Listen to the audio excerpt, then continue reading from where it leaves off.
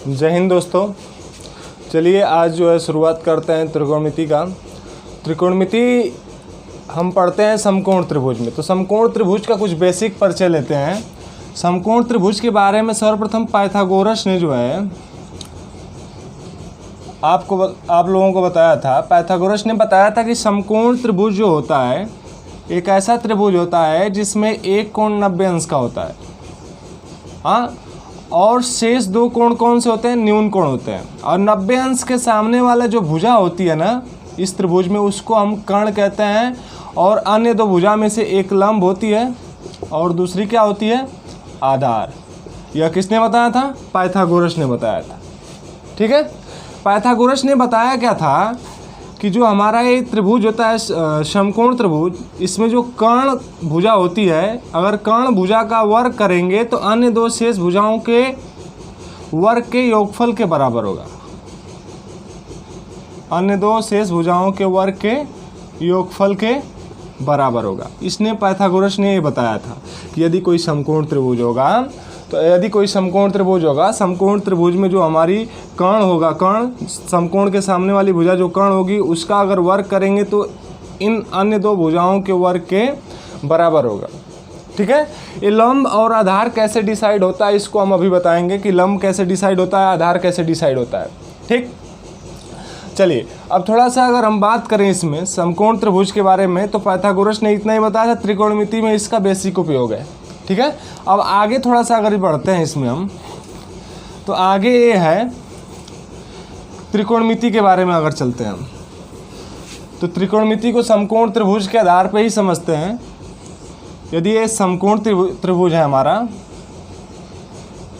इसमें एक कोण 90 अंश का होगा, 90 अंश के सामने वाली भुजा कर्ण कहलाएगी और इसमें से एक आधार होगी और एक लंब होगा।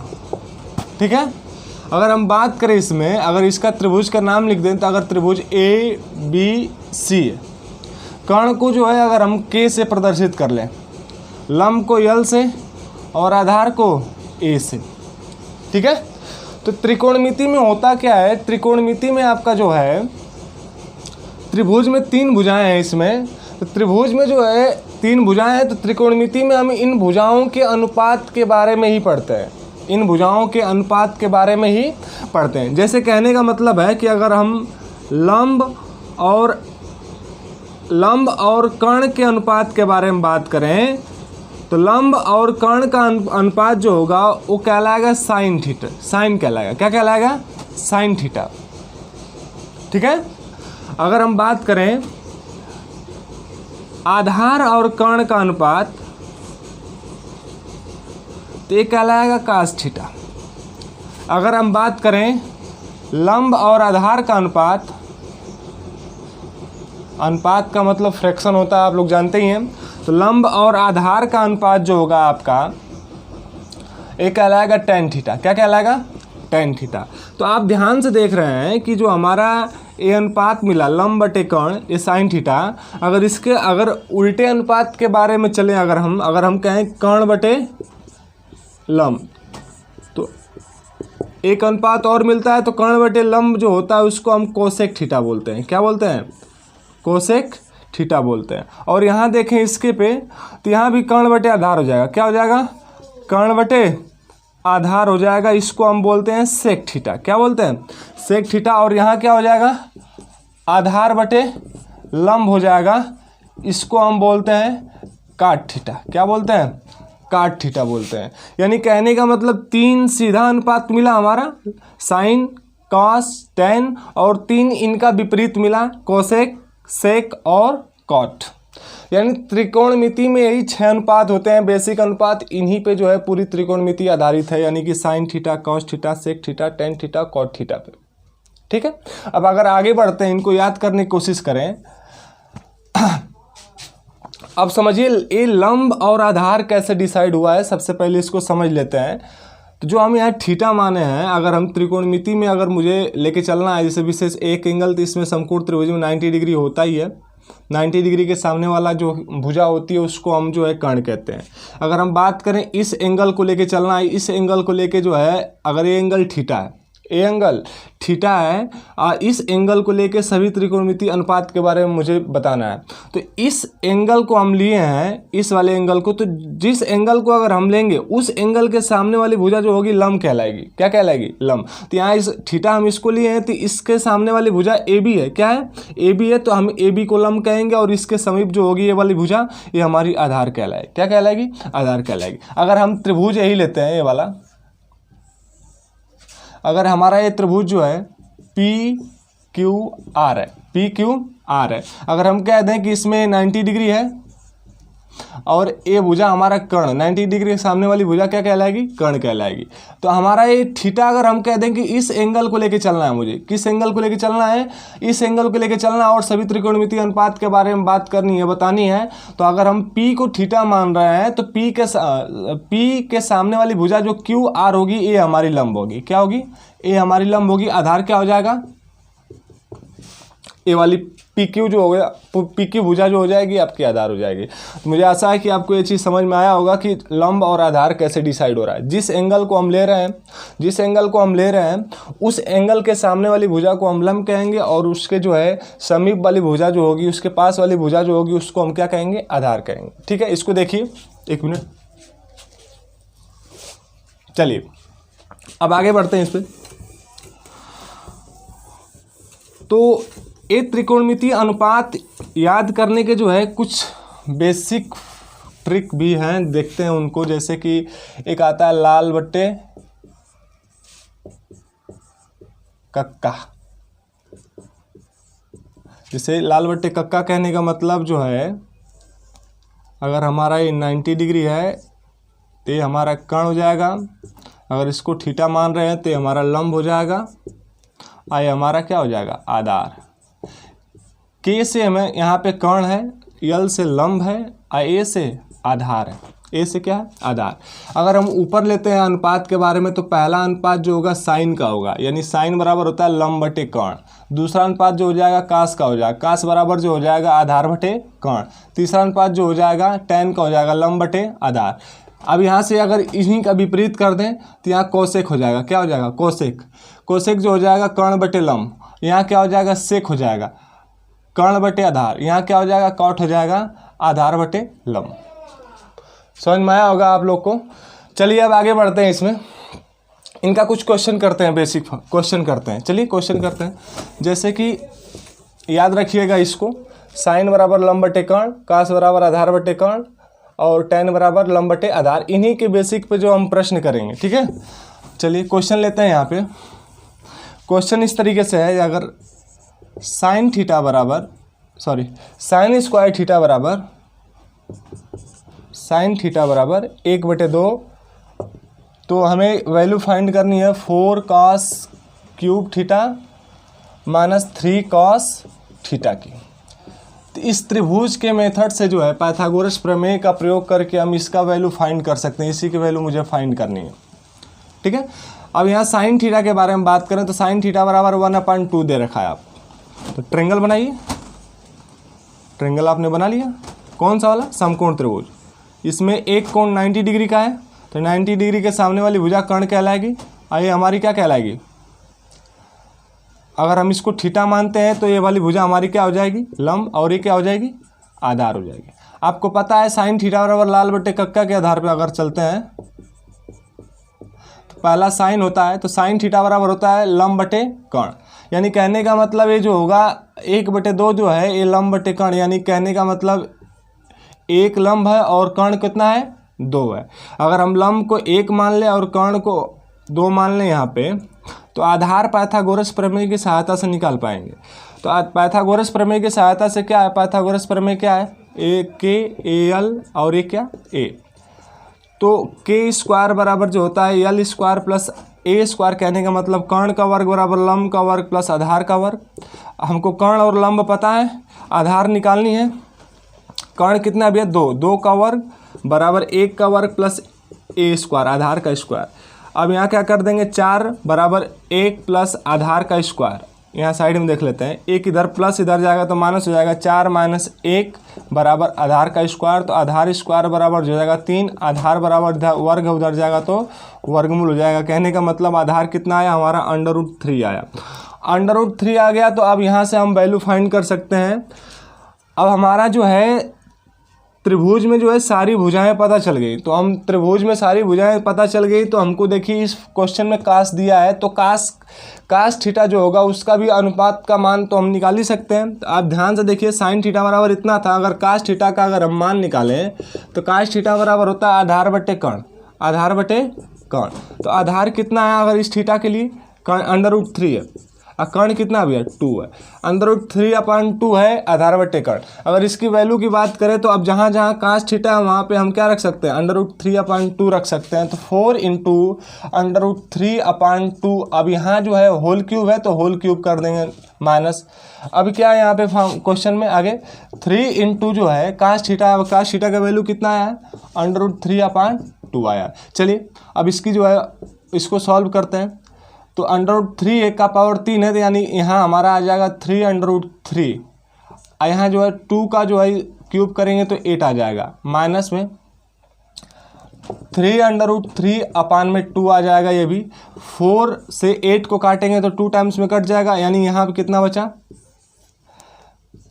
3 √3/2 बचा, यहाँ पे माइनस 3 √3/2 यहाँ भी बचा। अब 3 √3/2 माइनस 3 √3/2 में से घटाएंगे तो कितना बच जाएगा भैया हमारा, 0 आ जाएगा। कहने का मतलब इसका वैल्यू कितना आया, 0 आया। चलिए इसको देखिए, फिर अगला क्वेश्चन देते हैं।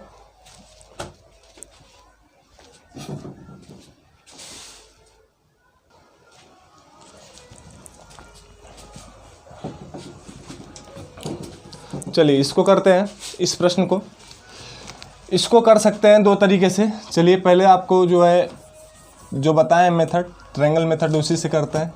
ट्रायंगल बनाते हैं हम इसमें, समकोण त्रिभुज। यह ए है, ए बी है, अगर सी है, अगर इसको 90 डिग्री मान लेते हैं तो ये हमारा जो कर्ण हो जाएगा, और थीटा इसको मान के चलते हैं तो ये सामने वाली भुजा हमारी लंब हो जाएगी। ठीक है, अभी तो हमारी ये आधार हो जाएगी। तो साइन थीटा दिया है हमारा, साइन थीटा बराबर 3/2 दिया है, सॉरी 3/5 दिया है।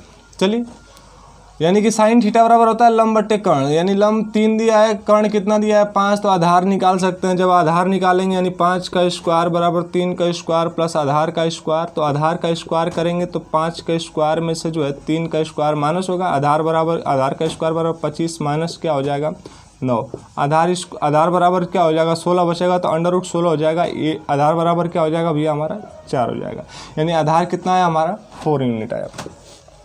अब आगे चलते हैं। अब इसमें तो आपको यहाँ कास थीटा की वैल्यू नहीं पूछा है, कास 90 माइनस थीटा की वैल्यू पूछा है। तो इसके लिए हम क्या काम करेंगे, ध्यान दीजिए आप ध्यान से।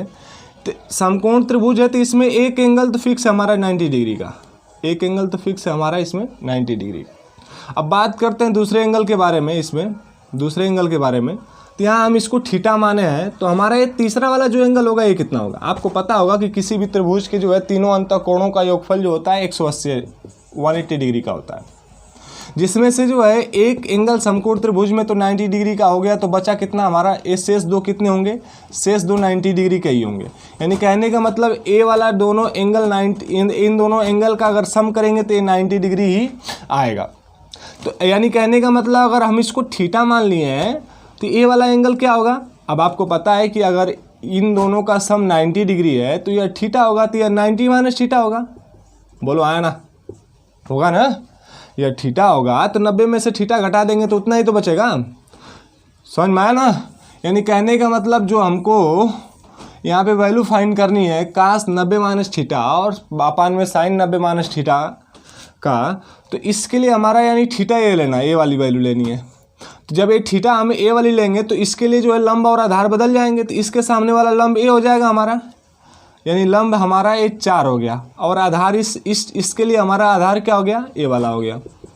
यानी कहने का मतलब जब थीटा बदला तो लंब और आधार भी बदल गए। तो आपको पता है कि यहाँ पे cos 90 माइनस थीटा के लिए यानी एक इसके लिए बराबर क्या हो जाएगा, तो आपको पता है cos थीटा बराबर होता है आधार बटे कर्ण। तो इसके लिए आधार 3 है और कर्ण कितना है 5 है।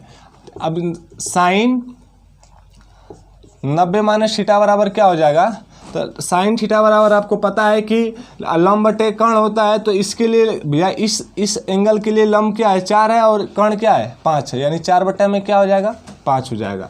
अब वैल्यू फुट कर देते हैं उसमें, ठीक है, यानी काश 90 माइनस थीटा की वैल्यू कितनी हो जाएगी भैया 3/5 अपान में साइन 90 माइनस थीटा की 4/5, तो 5 ऊपर चला जाएगा इन दोनों का, यानी वाई पदों का गुणा बटा में मध्य पदों का गुणा 3 × 5 अपान में 4 × 5 × 4, 5 से 5 कटा, यानी 3/4 आंसर आया। क्या है 3/4 आंसर आया। ध्यान दीजिएगा मेरी बात यहाँ ध्यान से कि यहाँ काश 90 माइनस थीटा की जो वैल्यू वही साइन थीटा की वैल्यू है, देख रहे होंगे साइन थीटा की जो वैल्यू वही काश 90 माइनस थीटा की वैल्यू है। तो ध्यान दीजिए कि जब जो है दो एंगल, ऐसे दो एंगल मान लेते हैं कि एक एंगल बी है और ए है और दूसरा एंगल बी है, अगर इन दोनों का सम जो होगा अगर 90 डिग्री का होगा, कितने डिग्री का होगा 90 डिग्री का होगा, तो जो साइन ए होगा वो काश बी के बराबर होगा। समझे कि नहीं समझे, यानी कि अगर इसके साथ साइन इसके साथ कॉस लेंगे ना, तो ये दोनों एंगल का जो मान होगा वैल्यू होगा बराबर होगा। कब, जब ए और बी का मान जो है योगफल कितना हो 90 डिग्री का हो तब। चलिए इसको देखिए, अगला क्वेश्चन और देते हैं और प्रैक्टिस कराते हैं आप लोग को।